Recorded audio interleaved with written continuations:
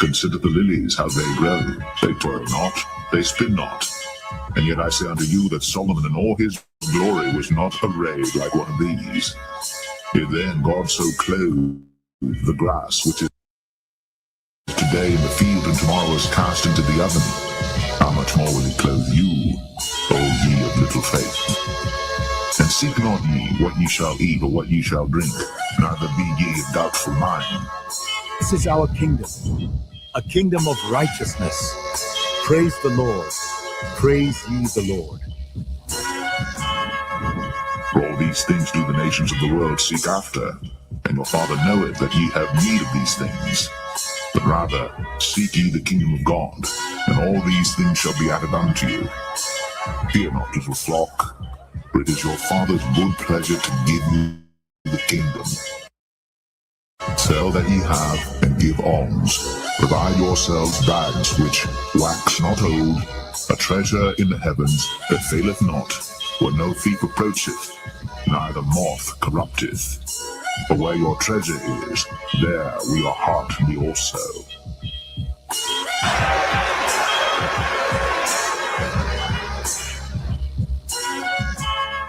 To the kingdom of Israel! Yahweh Hashem, Yahushua, Yahweh Hashem, Yahushua, Yahweh Hashem, Yahushua, Yahweh Hashem, Yahushua. The election, an aristocracy, meaning rule of the best, a group or class considered superior to others, a government by the best men in the state, a governing body composed of the best men in the state, and that's the elect. We're about to have it all right? Psalms 37 and verse 11, and it reads, "But the meek shall inherit the earth, and shall delight themselves in the abundance of peace." That word for peace in the Hebrew is shalom, which goes into safety, soundness in body, meaning we're going to truly have rest, welfare, health, prosperity, peace, quiet, tranquility, contentment. So we're going to fully enjoy the planet Earth. We're going to rule and exist within the Lord's creation as we were created to do. I'm ready to rule the world, man. How about you? Let the golden light of this sunset guide our hearts in peace.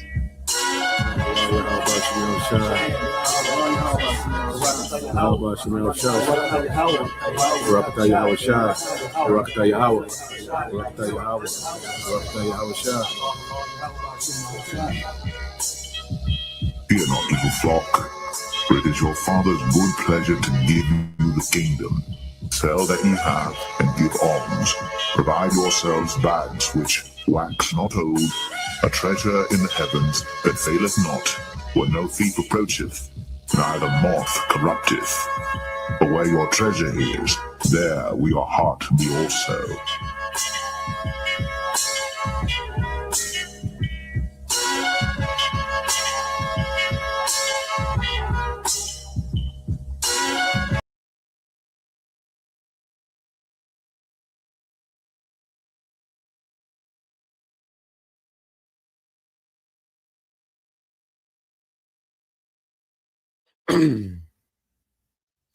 All right.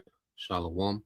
First and foremost, I would like to give all praise and glory unto Yahweh Bahashem, Yahweh Shah Bahashem, Merkah Kodash, and double honors unto the apostles and the elders of GMS who rule well, teach well, being great examples towards younger brothers, and peace and blessings and salutation to the hopeful elect out there pushing this word and truth and this sincerity across the four winds in the name of Yahweh Bahashem, Yahweh Shah Bahashem, Merkah Kodash, pushing to get up out of here. Shalom to the hopeful elect, the believers, the listeners who may have came back to the obedience of the scriptures through faith in Yahweh Bahashem Al Shai. All right. Oh, so like it. And what I want to get into this morning, this morning news and prophecy, dealing with Jacob's trouble, all right, and these death centers, and it's going to be an ongoing, topic dealing with these data centers, which you can call them death centers, man, okay, because they do nothing but, destroy the earth, okay, and when you destroy the earth, you destroy the people, because the earth was meant to nourish the people, the animals, the plants, the earth was meant to nourish life, okay, but under Esau, Edom, everything that was meant to bring forth life, he turns it into death, man. And this is why his days is numbered as a ruler, okay? Because no flesh will make it, all right, in this man's technocracy, man. Because this is extremely destructive, okay? This nigga experiment with a lot of things that he don't know exactly how it's going to work, okay? It will be terrible, man, all right? But he's a child in power, and he's so obsessed, with his ambition to be likened unto the Most High. He's so obsessed with that ambition, you see, that he doesn't care about the consequences, man. This man is locked into this one ambition, man. Okay. And also what we have, you got Jake, talking about teenage takeover. So you got these young wild niggas, young hoes, all right, with just the thing amongst Jake. And that's how far bad we are down as a people, to where now our people refer to themselves as young niggas and young hoes. Okay? That's how they classify themselves now. You see, Esau has done a number on our people, man. And that's why you have a time of Jacob trouble, to get rid of the filth of Israel, man. See, everything working in our favor, man. And it's not a thing of this dying hatred for Jake, man. It's just what it is, the facts, man. 2/3 gotta get out of here, man. And eventually they're gonna come back in the kingdom, man. But there's a suffering, all right. There's a torment that the Lord has for them in these times, man. And they're running into it. Okay, so let's get some precepts. All right, then we'll get into it. When you go into it, and we'll talk about both. When you go here, all right, when you go here, it says, "Who is blind but my servant, or deaf is my messenger that I sent? Who is blind as he that is perfect, and blind as the Lord's servant?" Okay, and this is speaking about Israelites, man. Because here it is, we're coming into the worst times ever, and our people are blindly just out here operating with no purpose, becoming more degenerate, becoming more rebellious. Who is blind as our people, man? There's no one that's more clueless to what's going on in the planet Earth than our people, man. Jake is just still out here being simple as hell. The nigga woman simple as hell. They're still arguing about the most primitive, dumb things. Okay, they're distracted by the most dumb things. Only one people on earth, all right, keeps up with relationships of celebrities and gossip of celebrities. And it's only one nation of people that keep up with that to the extent that our people do. Other people, other nations are into it. Okay. But when you go into Jake, man, that's their life. They live to respond to celebrity gossip. Okay. That's their everything, man. The latest celebrity gossip, man. Something simple, a Birkin bag. Okay. A nigga woman, her life's goal is to get some Birkin bags, man. Okay. Simple people, man. Degenerate, dumb people, man. Consumers. Okay. Worthless. This society has made our people worthless, man. And they're just blind to anything, okay, that matters, man. That's why the scriptures say, who is blind but my servant? Who is dumb as these niggas, man? Okay, it says, seeing many things, but thou observest not, opening the ears, but he heareth not, man. Okay, so here it is. This is the age of information, where information is all over the place. Okay, this is a time where information, here it is, our people spend the most time on social media, but they're less informed because they're watching foolishness, man. They're obsessed with folly. Okay, and each generation is just getting worse and worse, and it has to be a cutoff, man. There has to be a cutoff with the 2/3, man. Okay, that has to be cut off. You see, because 2/3, they was created with a defect. Their only judgment, okay, is gonna correct, man. You see, and they'll have to come back on the other side, man. Okay, and this is why, all right, as we go into, these prophecies, this is why the Lord, has a thing called, all right, Jacob trouble. This is the book of Psalm, chapter 30 and verse 7 says, alas, for their day is great, so that none is like it. It is even the time of Jacob trouble, but he shall be saved out of it, man. So this is even the time of Jacob trouble. Okay, this is a great time because it's gonna be great. Okay, in two ways. The Lord's gonna show great mercy on the remnant in the time of Jacob's trouble, but then he's gonna pour out great wrath, okay, on 2/3, man. Because the he that shall be saved out of it is their remnant, man. 2/3 from the suffer, man. The Lord's from the cause 2/3 to suffer here, all right, in America, man. And they're sitting and they play right into, the narrative of Esau, man. Esau has conditioned our people, to fulfill all these stereotypes that he's been pushing on our people for a long time. Each generation, begins to fulfill, this devil's, narrative of scientific racism. Okay, each generation of our people are soldier engineered. Okay, are intentionally social engineered to be violent, to be criminals, because those are the things that's glorified amongst our people. Our people imitate what's glorified. You see, and what does Esau do? He gets the worst of our people and makes them be the most glorified of our people, man. All right, he rewards, all right, the worst behavior. See, Esau rewards the desired behavior that he wants from Jake. Okay, and Jake coming from these impoverished places, okay, they want to imitate what's glorified, man. Okay, so this man has intentionally social engineered Jake, all right, to be a goddamn monster, man. Young niggas and young hoes, man. This is what they refer to themselves as. Okay, this generation is done. What they say, this generation is cooked. Well, the Lord gonna make sure they're cooked, man.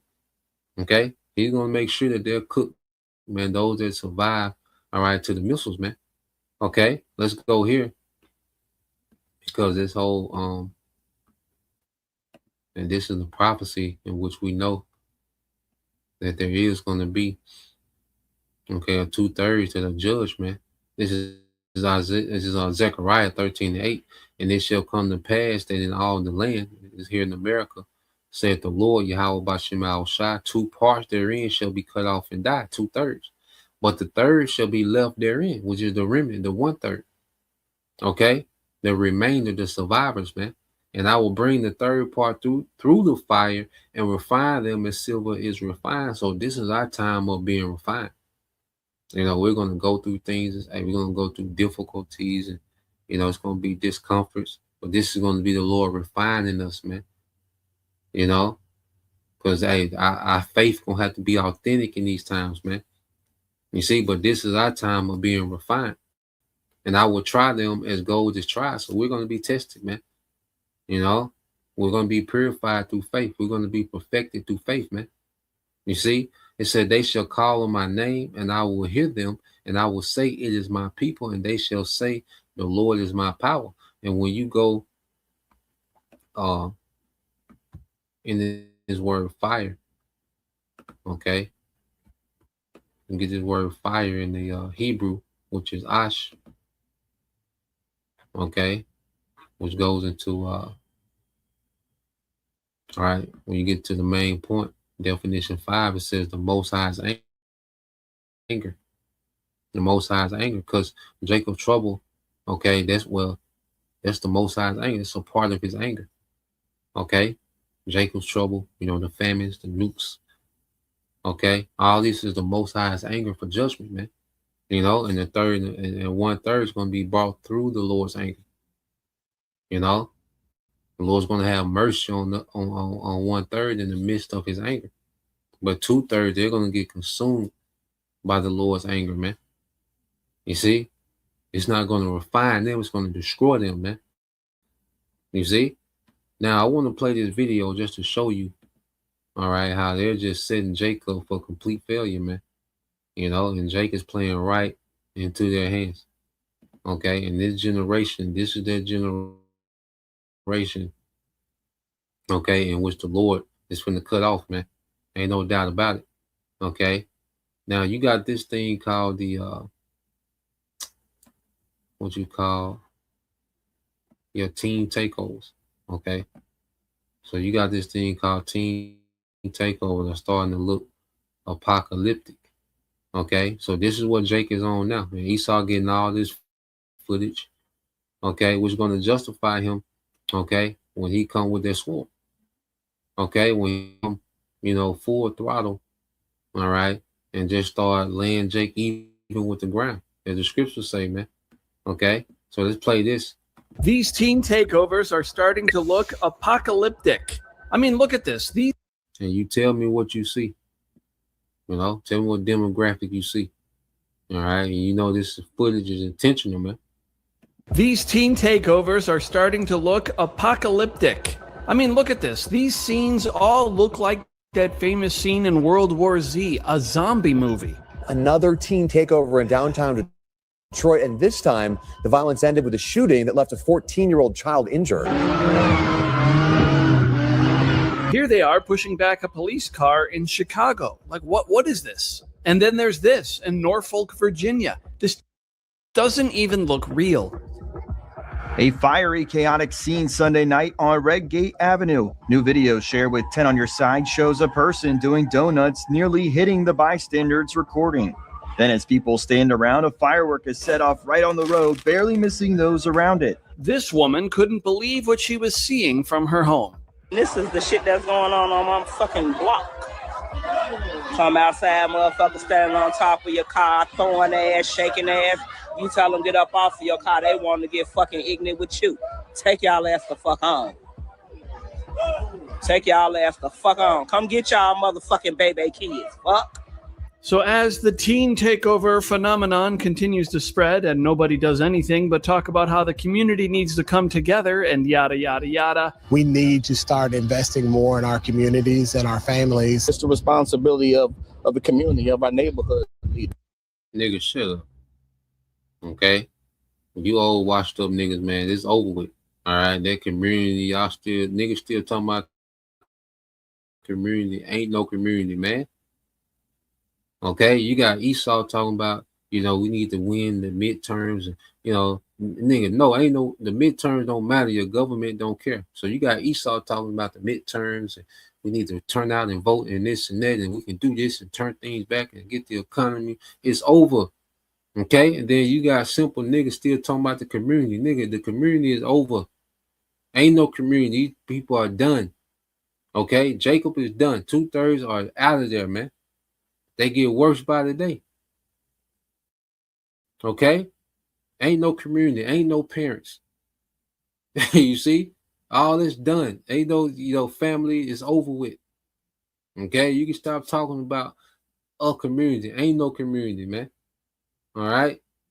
You see? The degenerate plant, man. You can kiss your beloved first world country goodbye.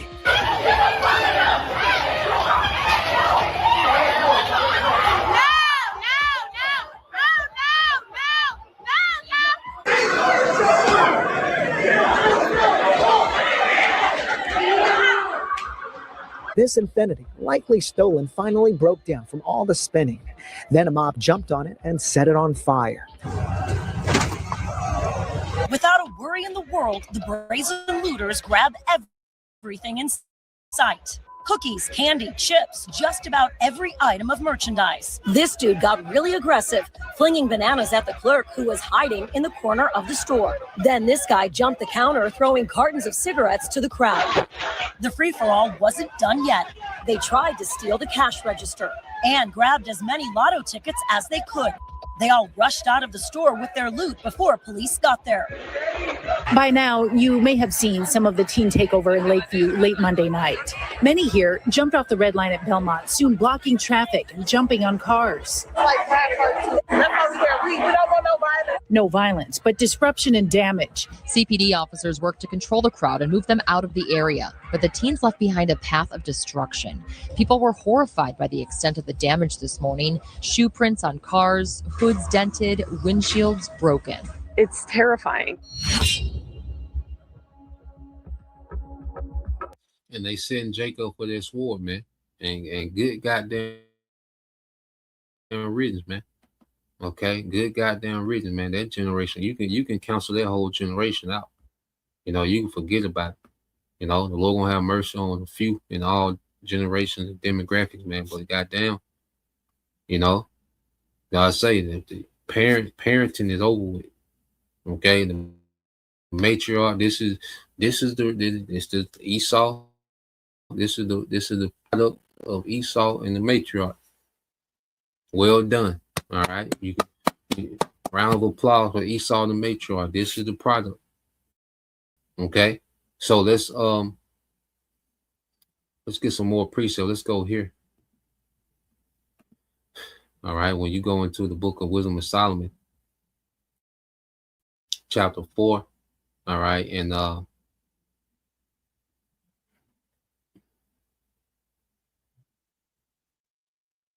it jumps straight to 3. It said, but the multiplying brood, all right, and brood is how you describe, you know, breeding animals, man. Okay, because that's what our people have become, you know, a brood. And you look at how people reproduce, it's just a bunch of random sex, and you just have children. You know, that's how primitive, you know, our people have gotten. It's just a bunch of random sex, and children come how they come. You know, no structure, no planning, no nothing. Okay, nothing set up. It's just a culture of winging it. They're like animals, man. They're like animals in the wild. It's worse. Animals have a little structure. You know, animals have a little order, but with Jake, man, you see, it's just a bundle of random sex and random children. Okay, born into a toxic, violent, dark culture, man. Okay, it said, but the multiplying brood of the ungodly shall not thrive, nor take deep root from bastard lips, nor lay any fast foundation, man. You know, and they're just here to be judged, man. 2/3 were born just to be judged, man. You know, that's why the Lord allowed them to come to the earth in this time to be judged, man. You know, just like you have the 1/3 who's here to be rewarded, man. You know, Abaratazah, man. Okay? And in the kingdom, none of our people act like this, man. All our people gonna be righteous, man. And we look forward to that day, man. You know, like this, we don't get a thrill of seeing Jake in this low condition. It's vexing, man. That's a goddamn shame, man. How far left our people don't went, man. You know?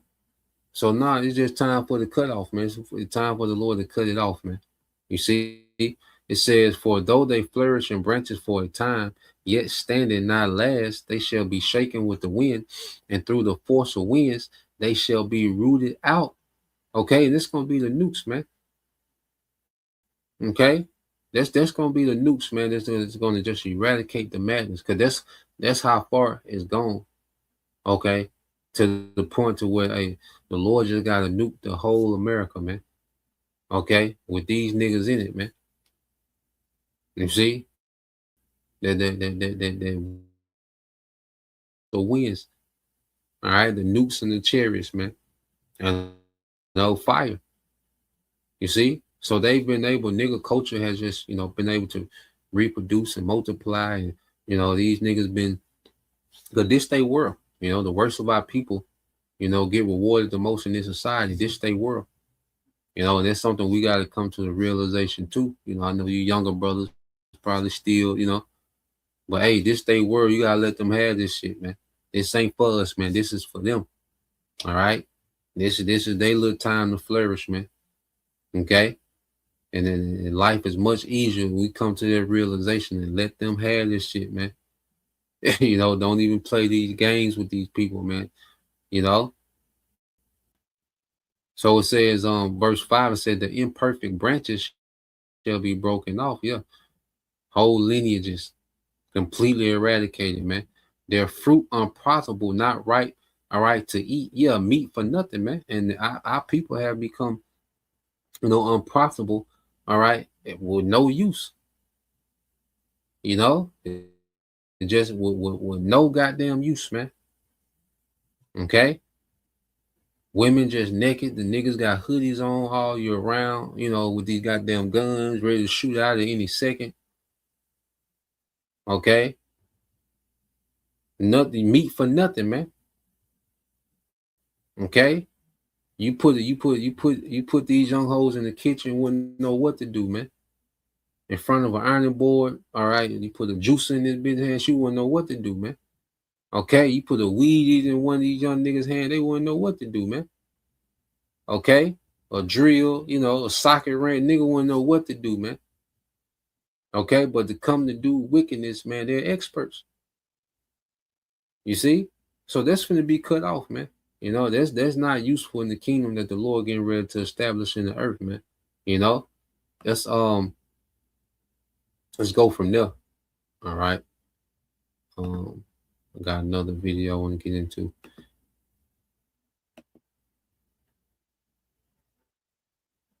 Because you even have, more droughts. So we went into what was that? In Nevada, the Hoover Dam, is drying up.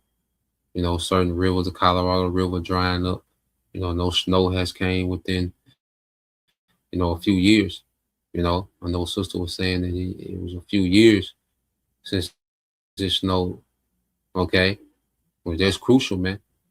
You see, so now you got this whole thing in Corpus Christi, all right, a city in Texas. Okay, where the water is running thin. So let's play a little bit of this, man. So hey, it's a lot going on, man. Hey, Jago trouble, shortages, famines. Okay, war still is looming. This digital rollout, man. It's a lot. Okay, so let's play this. People is 60 days from running out of water. The two reservoirs that feed Corpus Christi are more than 90% empty. A Texas city of 500,000 people is 60 days from running out of water. The two reservoirs that feed Corpus Christi are more than 90% empty. 60% of the water that remains goes to industry, not to people. 6 oil and petrochemical corporations drank nearly 57 billion gallons over the last 3 years. Residents face a $500 fine for watering a lawn. The plants that swallow the river pay 31 cents per 1,000 gallons and are legally exempt from drought rules. The city manager wakes up every Tuesday and tells the public how many days are left. A civil engineer assigned to the emergency well field says he wakes up in the middle of the night, almost every night, thinking about the math. But here is the detail that tells the real story. The water did not run out by accident. The water ran out by vote. 9 council members, no dissent, signed away a piece of a city's drinking supply to a $10 billion plastics plant before that plant had ever poured a pound of pellets. The warnings were on the record. The warnings were ignored, and the plant is still drinking. This is Corpus Christi, the coastal bend. Roughly 500,000 people on the Texas Gulf, served by Lake Corpus Christi and Choke Canyon Reservoir. Lake Corpus Christi is at about 9% of capacity. Choke Canyon is at about 8%. Combined, the system that has supplied the city for generations is now somewhere under 1/10 full. City Manager Peter Zanoni issues a public water supply update every single week. He is, by his own admission, not in a rush to declare a level 1 emergency because the city is, in his words, trying to protect its local economy. The emergency declaration would force industrial users to cut, so the declaration keeps slipping. The timeline runs like a fuse. Before 2021, the city council signed an agreement allocating a major share of municipal water to a new petrochemical complex called Gulf Coast Growth Ventures. The complex is a $10 billion joint venture between ExxonMobil and the Saudi state oil and chemical company SABIC. The vote was 9-0. Former Councilman Jim Klein. The vote was 9-0 to allow, this Exxon petrochemical, facility, to begin to utilize a lot of their water, man. So you have this petrochemical, plant that's using a lot of this water. So the residents, are at the point of drought. The residents are under restrictions. You can't water your plants. You can't wash your car. Okay. Now is this land of the free? Okay, this liberty and all the promises and goddamn, you can't wash your car. Okay, but the Saudis, all right, and these Edomite oligarchs, Exxon, okay, they can just come build a petrochemical plant, suck up all the water, and they're not restricted in any way. This is a hell of a country, man. And you dumbass, stupid ass people in America still going down to go vote, man. Okay, and they said the vote was 9-0. All them niggas bought and paid for, man. Okay, or black men or whatever. You see, nobody working for you, man. 9-0, man. I don't care about you people, man. Okay. Is on record warning the council that the city does not have the water to give. The council gives it anyway. In late 2021, the plant comes online. Steel Dynamics opens a major mill in the same window. In 2022, 2023, 2024, the reservoirs slide. In September of 2025, the city council votes down a proposed desalination plant at the Inner Harbor. The price had climbed from a couple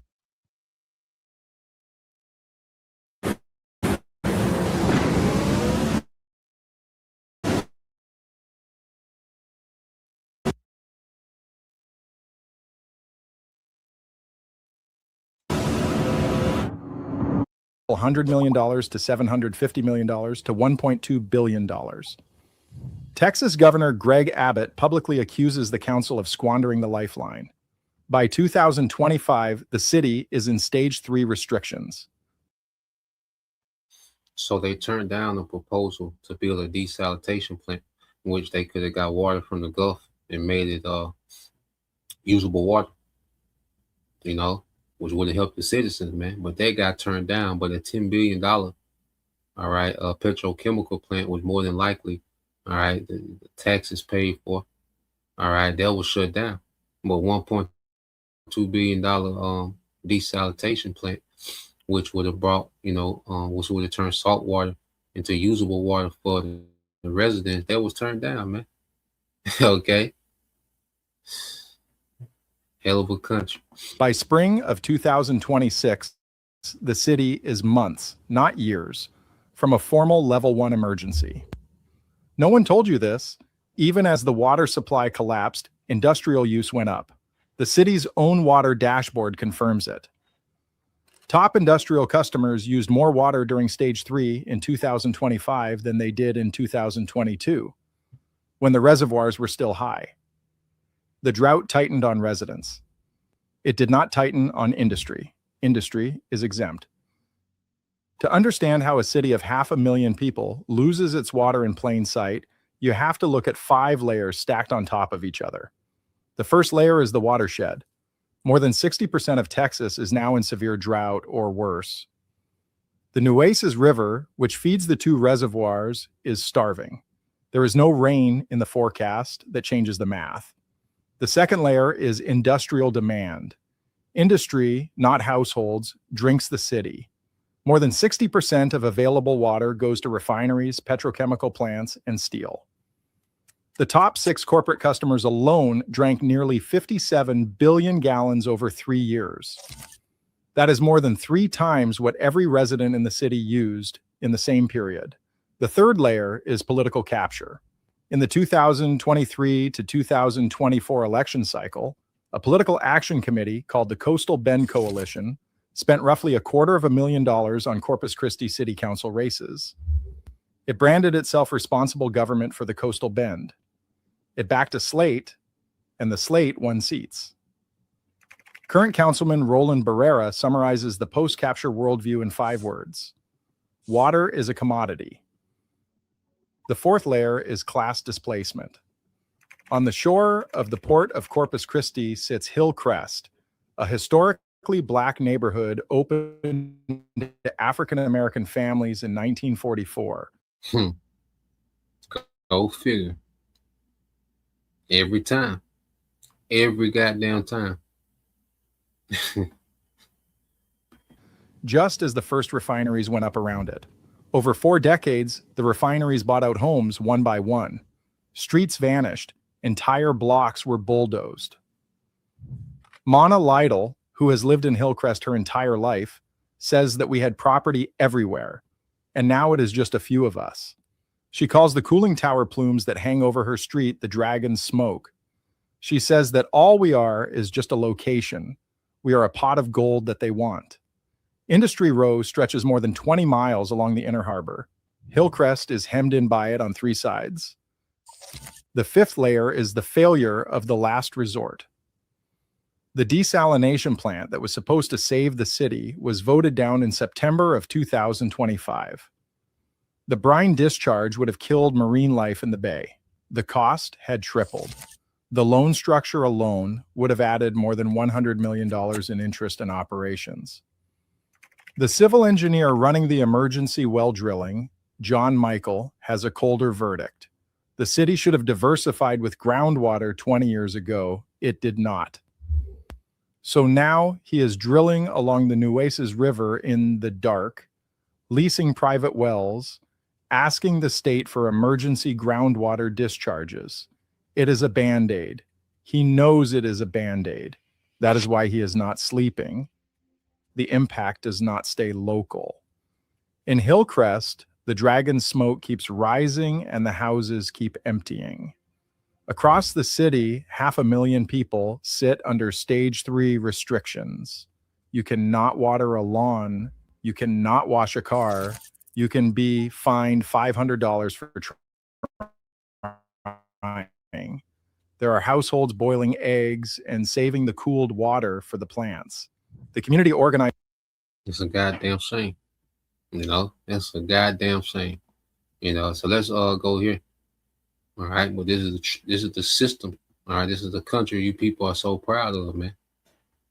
Okay, and the oligarchs are just doing what they want, man, and they're going to sacrifice you people, all right, to free your resources for their enterprise, man. Okay, they're going to sacrifice you people to clear your resources for their enterprise. That's what's getting ready to happen, man. Okay, so let's go here. We already know. I want to play this. I want to play most of this one. It's a pretty good one. All right, dealing with these death centers, man. Okay, so let's play this.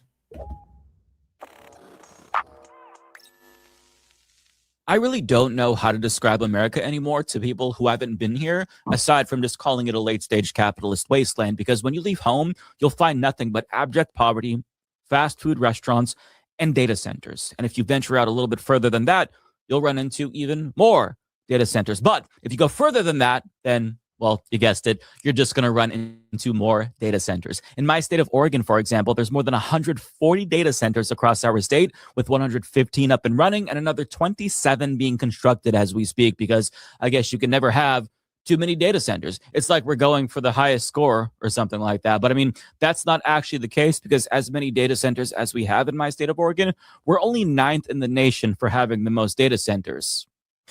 The top 2 states competing for first place are Texas and Virginia. And guess how many data centers they have?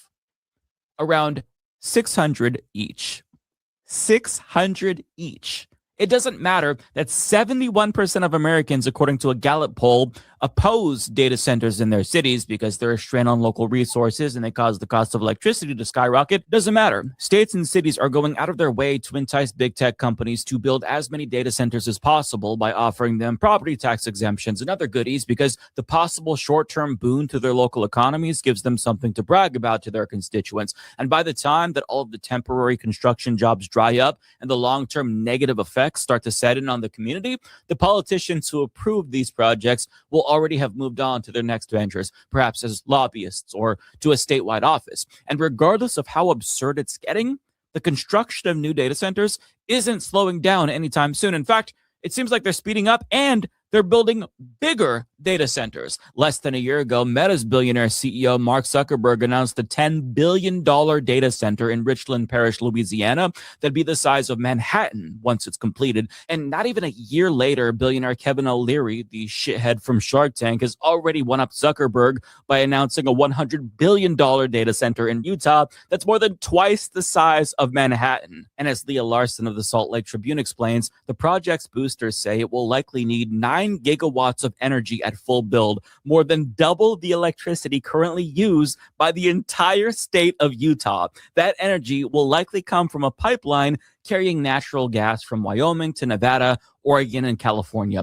But it gets worse because Professor Robert Davies of Utah State University warns it could emit an additional 7 to 8 gigawatts of energy in the form of waste heat that'll be dumped into Utah's Hansel Valley. And to put it into perspective, that's the equivalent of about 23 atom bombs worth of energy dumped into this local environment every single day. I'm going to repeat that.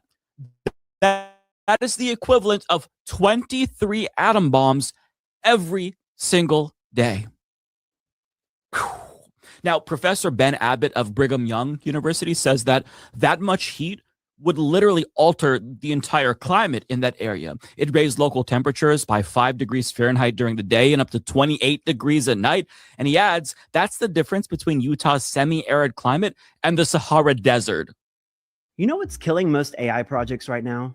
It's not the technology, it's how slow they're being delivered. Here's how it usually goes. Your team gets excited. It'd be devastating to local wildlife and the community. And the kicker is that Utah politicians are actually rewarding billionaire Kevin O'Leary for building this monstrosity in their backyard. Ellen Thomas of Business Insider reports that a draft version of the agreement shows that O'Leary's company will receive a 100% personal property tax rebate and an 80% real property tax rebate for up to 30 years. Now, what do residents get in return aside from pollution and the total destruction of their local environment? Well, they get 10,000 temporary construction jobs and 2,000 permanent jobs, according to Kevin Leary, of course. Now, researchers found that the number is closer to 4,000 temporary construction jobs and less than 1,400 permanent jobs. But even that estimate is actually a bit rosy because More Perfect Union talked to a researcher who looked at data centers in Texas, and he found that they don't really create any new jobs in actuality, and the costs far outweigh the benefits. Economics researcher Michael Hicks decided to study the rise of data centers in Texas to understand what communities are actually getting in return for massive tax abatements. He published his report on Substack. So what did he find? They're not creating jobs, they're not adding income, they're not providing tax revenue to Texans to build schools, to maintain their road network, or to improve their electric infrastructure, which is a problem in the state. He also found something that really disputes the whole idea that data centers are creating new jobs. Transitioning people from a non-data center related information services into data centers. The men and women you see working at a data center site, many of them would have been on a residential or apartment building construction site. When it comes to tax breaks and financial incentives, Hicks found a lot of similarities in Texas to what I observed in Oregon. Do I have enough safe school buses to get my kids to school? Do I have enough police officers patrolling downtown? Do I have good water and sewer protection? You know, these are things that Texans have to be concerned with, as residents around the country do. It doesn't really pass the common sense test, much less the benefit cost test for most local communities. Well, hey, I mean, if it's spreading police forces thinner, then that's one benefit you could say to having all these data centers. But his overall point is that even the temporary jobs that they're supposedly creating, that's a bit of a ruse because people who are already doing construction are simply moving from one project to another. So there's no real long-term economic benefits to anyone but the billionaires who own these data centers. But Kevin O'Leary would argue that there actually is a benefit if you think about the bigger picture, you see, because this is about the long-term competitiveness of the United States. See, we have to build all of these data centers to keep up with China in the AI sector. And Kevin O'Leary says that he's building even more data centers so we can compete with China. And in fact, he needs to build 10 more of this size in particular, and says that every state and province needs to contribute also we can keep up with China. Sounds. And all Esau care about is rolling out his digital infrastructure. Okay, so he can close the trap with this MOTB. You know, so he can run his technocracy, man. This is all this man cares about. He doesn't care about the environment, people, okay, the health. He doesn't care about the next 10 years. He just wants to pull this off, man. You know, he's obsessed with pulling this off, man. And they give you this, you know, we got to compete with China, which at the end of the day, you know, they use their propaganda, all right, so people can be on board, you know, with the acceleration of implementing AI, okay, into society. You know, they make it a threat, you know, as if they fall behind China in the AI, where it's a national security threat. Everybody's going to be slaves of China, man. You know, and they use the narrative as if, you know, when you go into the China surveillance state, where a lot of American technology built that up. Now, China did, you know, re-engineer a lot of that technology and made a lot of it better. You know, China went from a joke when it came to engineering and, you know, manufacturing to now, you know, in China, they have become elite, you know, with engineering and technology, you know, and it was started with American technology, you know, and they still work, you know, hand in hand, okay, with these American tech giants, man. Okay. So this whole thing is if, you know, China just in the cut, you know, waiting for America to fall behind, and they just want to invade and enslave the American population with AI. It's a sci-fi movie, man. Okay. Now China is going to join this war with Iran. Okay, eventually. You know, when that war starts back up. All right, eventually China, along with Russia, North Korea, okay, Pakistan, those kings of the East. All right, they are going to team up and take down Babylon eventually, but it's not going to be due to no AI race. You see, it's going to be due to prophecy, man. So let's play a little more of this.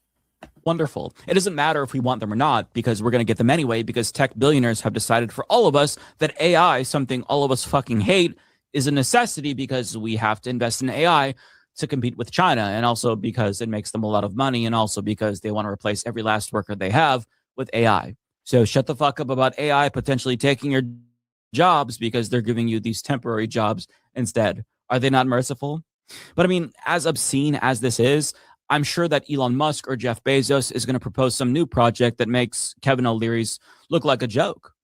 Maybe they'll build some $500 billion data center that's 10 times the size of Manhattan, that produces 100 atom bombs in heat. I don't know. And I'm not sure who else noticed this or not, but it seems a little bit coincidental that these data centers are almost always constructed in our backyards, often in rural areas reserved for farmland, as opposed to, say, more wealthy areas where all the rich people live. That's an interesting coincidence, right?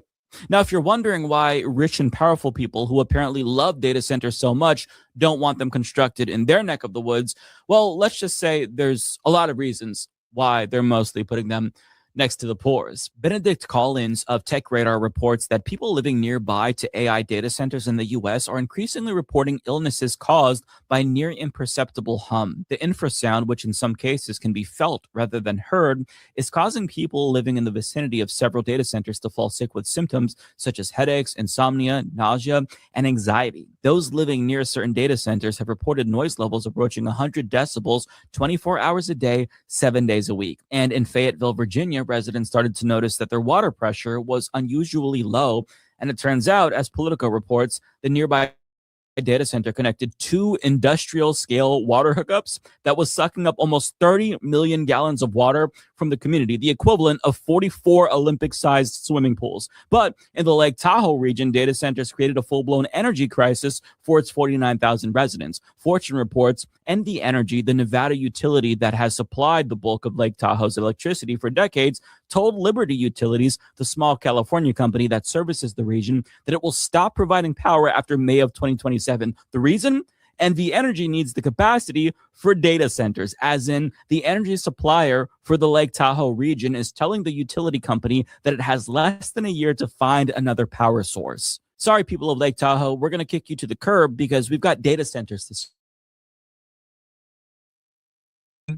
Like, it was bad enough when data centers were causing the cost of electricity to go up, but now they're starting to just take over suppliers altogether. They need their own suppliers because they take up so much fucking energy. It is truly insane. But as bad as all of this sounds, it could be worse because some data centers are literally poisoning people to death. For example, Elon Musk essentially built a makeshift power plant to run his data center in Memphis that's used to power Grok, his AI Nazi bot that identifies as Mecha Hitler and pontificates about white genocide and generates CSAM. And Elon Musk lied about the project and skirted regulations in order to build it as quickly as possible, which he was lauded for. Like, he was some kind of a genius for doing this. Now, the report we're about to watch from More Perfect Union explains the consequences of this so-called feat of human ingenuity, and it is truly, truly devastating. xAI made a deal with the local electric company for 150 megawatts of power and agreed to build a new substation to help meet that demand. But Musk's ambitious plans suggested he would need much more power than that, and fast. People keep asking, how do we actually get an AI agent on our team? Well, it's easy. Watch how I do it in 60. Soon, people started to notice some unusual structures outside the facility. From the road, Keyshawn and others could see a row of machines that are typically only used for remote or emergency operations. Mobile gas turbines. I have never seen portable turbines used like this. Well, first off, these are expensive. There's a turbine shortage nationally. You don't obtain these turbines and put them on site if you're not intending to operate them. So Patrick and his team sent the photographer back out with a high-end thermal camera. What we saw is 33 of the 35 were very clearly operating. The turbines were capable of generating about 420 megawatts of electricity, enough to power around 300,000 homes. They've built a power plant out there. And they've done it overnight, no air pollution controls, quick and dirty, no permit. I mean, what you've done with the cluster in Memphis is incredible. Just in a handful of weeks. Any given thing can be sped up. Eastern Ox lives just over a mile from xAI. I really wasn't getting the fresh air. I was getting that pollution that was mixed in with everything. You know how you light your stove and that gas seeps with the little ticking noise? That's what it smelled like. Alexis Humphreys grew up here, one street away from Eastern. When I smelled it the first time, I was asleep. Last year, Alexis lost her grandfather, who struggled with a respiratory illness called chronic obstructive pulmonary disease, or COPD. COPD is a breathing condition, but you don't get it unless you smoke cigarettes. And my granddad didn't smoke cigarettes, but every 3 weeks or so, my granddad was going to the hospital. He would have to get breathing treatments. I have asthma, bronchitis. My mom have just bronchitis, and now my granny has it. You can't hardly breathe. It's just like your whole world is collapsing down on you. And it's frightening. Easter and her husband have also developed COPD. What does it feel like? Feel like you're fixing to die. The area around xAI leads the state in emergency department visits for asthma. Memphis has one of the highest rates of toxic air releases of any American city, and many of its most polluting facilities are in this neighborhood. In just 1 year, xAI has blown past existing polluters. They're emitting somewhere between 1,000 and 2,000 tons of NOx. I'm an air pollution guy, so I deal in those numbers all the time, and that's larger than anything else in Memphis. Gas turbines like these release three main types of deadly pollution: nitrogen oxides, formaldehyde, and fine particulate matter. Nitrogen oxides combine with other pollutants to form ground-level ozone, which causes and worsens asthma and COPD. Formaldehyde causes cancer, and particulate matter, airborne soot, can pass through your lungs and into your bloodstream, causing heart disease. So the power source that's fueling Elon Musk's data center for Grok is allegedly killing people. And around the time that people were really starting to connect the dots and realize that it was the on-site power plant for this data center that was causing so much harm, Elon Musk was already running Doge, and he was gutting the government agencies that were supposed to be regulating companies that do shit like this. But in all honesty, it's not like he would have been held accountable if he wasn't in charge of Doge, because the billionaire dickheads who are building all of these data centers, they basically run our government either way.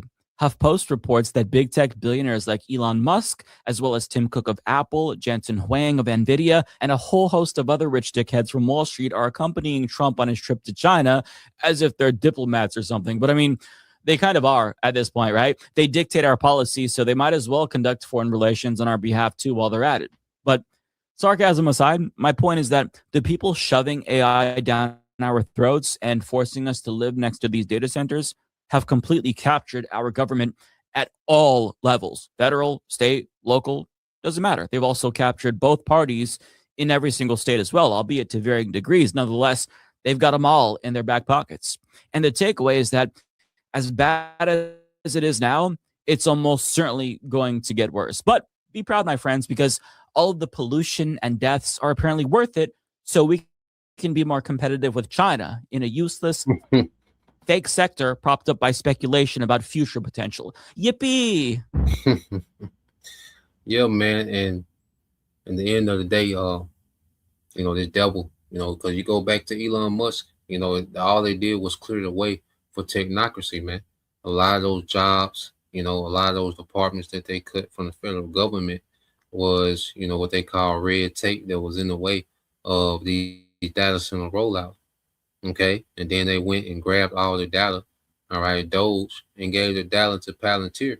And at the end of the day, it's all part of the same system. The oligarchs, okay, the elite bankers, okay, they run the tech sector and they run the government. Okay.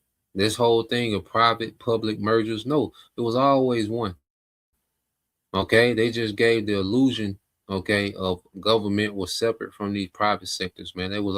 That's why these private sector companies have these no bid contracts that no one else can bid on but these certain companies, man, because it was always one sector, man. Okay. So let's go here. Let me see. Let's go here, man. The devil just got to be stopped. Okay. A higher power has to intervene. We can always go into more in depth what this nigga is doing, man. But ultimately, this nigga got to be stopped, man. So let's go here. It's the book of Matthew, chapter 24, verse 21. It says, for at that time, okay, for at that time, there will be a great tribulation, pressure, distress, oppression. It's like it, pressure, distress, and oppression. Pressure, distress, and oppression, man. Okay, such as not has occurred since the beginning of the world, man. And this devil with this technology, man, he's putting more pressure, more discretion, more oppression on the earth than any time ever. Okay, the earth has never been under this much distress. The people never have been under this much distress, man. The animals, the plant life, all life has never been under this type of distress, man. But this devil has all this wealth, he has all this power and, authority to do these things, man. And he's creating a time of tribulation, pressure, distress, and oppression like the earth has never seen. Such as has not occurred since the beginning of the world, okay, until now, nor ever will again. And if those days of tribulation, all right, had not been cut short, no human life will be saved, man. If this man was to continue and just to set up all these data centers in the earth and just the earth will be unlivable, man. Okay, just so this nigga can boast that he, all right, can replace the Most High with technology, man. Okay, just so him to try to have a one-up on the Most High, man. This man will destroy the earth himself, all right, and everything living, man. You see? So that's why a higher power just has to intervene, and that's what the Heavenly Father has Yahweh Shai on deck, man. Yahweh Shai on deck, man, to come cut this shit out, man. Okay, to come break this up, man. Okay? And if those days of tribulation had not been cut short, no human life will be saved. But for the sake of the elect, the Most High's chosen ones, those days will be shortened, man. So for the sake of the elect, okay, the Most High is going to stop this man short, man. He's going to cut this man short, man. Because the earth wouldn't be preserved if it wasn't for this nigga, man. You see? So the Lord is finna cut this man rulership short, man. And the earth is finna be transferred, all right, to the elect of Israel, okay, under Yahweh Shai. And the earth is going to be restored under their rulership. You see? The earth is going to be restored to its strength under their rulership, man. through true wisdom, man. Okay? So now, man, we're in the time of great judgment. We're in the time of a transition. Okay? Jacob's trouble, you know, everything is in the air now. Everything is in motion, man. You know, so that was the point. All right, just wanted to get into that. All right, a few things this morning. So Lord will, all right, you brothers, all right, and you few sisters edified once again. Want to give all praise and glory unto Yahweh Bahashem, Yahweh Shai Bahashem, Rakakadash, and double honors unto the apostles and the elders of GMS who rule well, teach well, being great examples towards younger brothers. And peace and blessing and salutations to the hopeful Shalom.